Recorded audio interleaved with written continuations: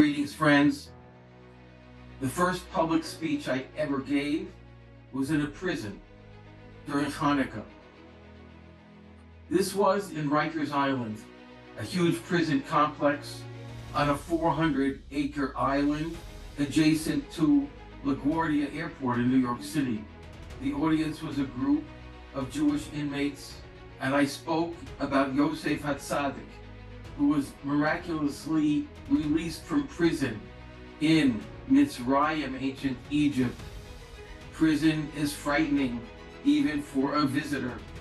I entered through a glass-walled corridor between two electronic doors. When one door opens, the other closes.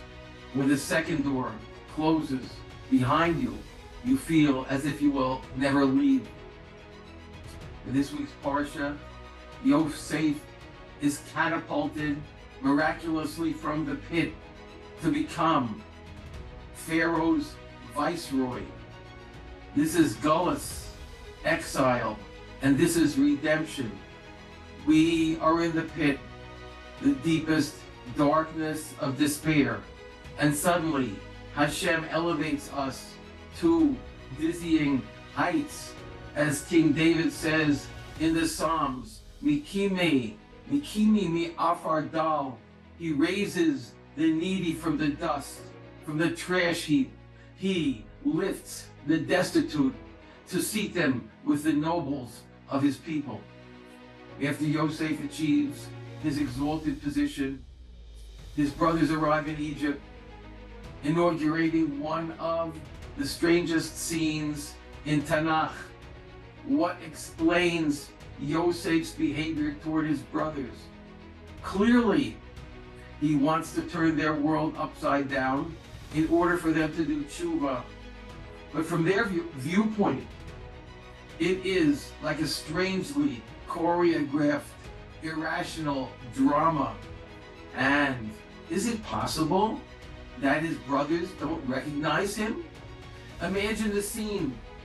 The magnificent brothers from whom all Israel descends, wandering through Egypt, confused and accused, trying to purchase grain, but harassed by the towering figure of the potentate.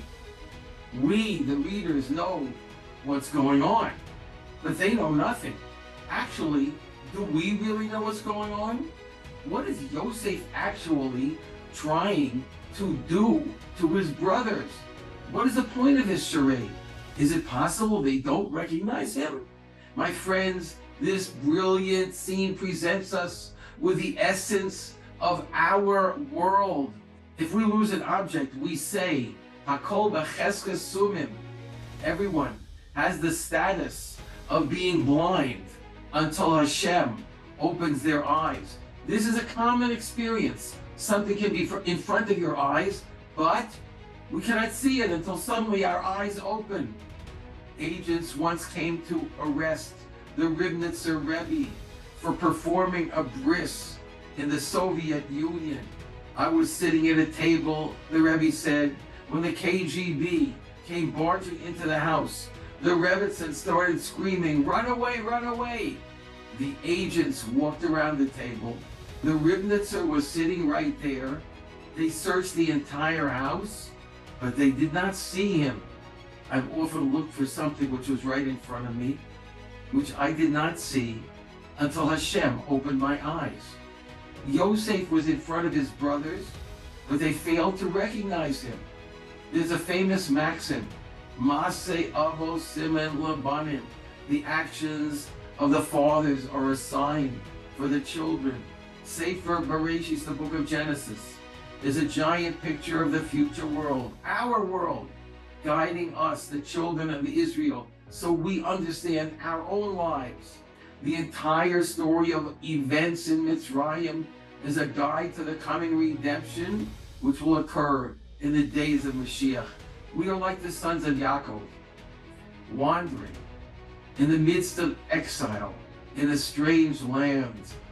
Yosef's behavior seemed totally irrational from the brothers' perspective, just as the entire behavior of the other nations toward us now in our own days is irrational. What about the Nazis, Yamak Shimon? Why did they single us out? What did we do to Adolf Hitler? May his name be ground to dust. What did we do to the Babylonians, the Greeks, the Romans, the Crusaders, the haters throughout history? What did we do to the Arabs? What did we do to the presidents of the Ivy League universities who hate us? What did we do that caused all these demonstrations throughout the world? The world we live in resembles ancient Egypt, where Yosef created an environment for his brothers which would resemble the future world of their children, a world which was irrationally hostile, in which the ruler seemed to be their enemy, in which they lived in fear, where they could do no right, no matter how innocent their actions. And who was this evil Egyptian potentate? Their own brother who loved them, who was acting only to make them search their hearts in order to do tshuva and reunite the family. So it is in our world. Behind the veil is the King of the universe, seeing everything, orchestrating everything. It looks dark, it looks hopeless, but it is a scene created only to save us and open the heavenly curtain in order that the light of Torah may illuminate the darkness. May we soon greet Mashiach ben David on the day when Hashem will shine a new light on Zion, and may we all speedily merit its light. Good Shabbos!